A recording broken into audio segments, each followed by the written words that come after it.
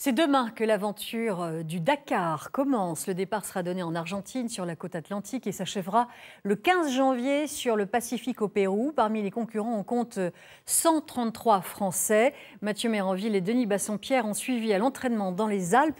La seule femme à faire le Dakar en quad. À la voir s'entraîner dans les paysages du Mont-Blanc, difficile à croire, mais Camélia Liparotti se prépare bien à affronter les dunes du Dakar au guidon de son quad. Elle est la seule femme dans cette spécialité. Les hommes, je pense, ont du respect pour les femmes qui font de la moto ou du quad. Nous faisons les mêmes pistes qu'eux. Donc je pense qu'il y a plutôt du respect que d'ambiance macho. Non, je dis non. Sur son quad, ici au rallye des Pharaons en Égypte ou dans le désert d'Abu Dhabi, du Maroc, la franco-italienne a su s'imposer.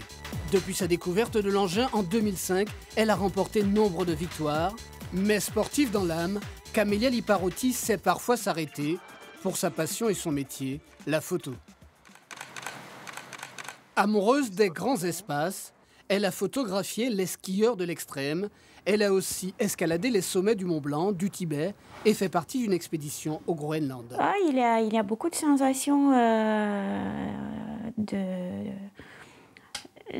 artistiques en premier plan. Ensuite, l'action, donc l'adrénaline, les voyages, parce que la photographie me permet aussi de beaucoup voyager, découvrir d'autres cultures. C'est vraiment, pour moi, une ouverture vers le monde. Demain, elle démarrera son 5e Dakar, départ d'Argentine. La cordillère des Andes remplacera les Alpes. J'essaie de prendre un peu l'esprit de la montagne, la force, la grandeur, et l'amener dans le désert. C'est quoi tes ambitions là, cette année? Mes ambitions pour le Dakar, je vais vous les dire à la fin du Dakar. Alors, rendez-vous à l'arrivée, le 15 janvier, au Pérou.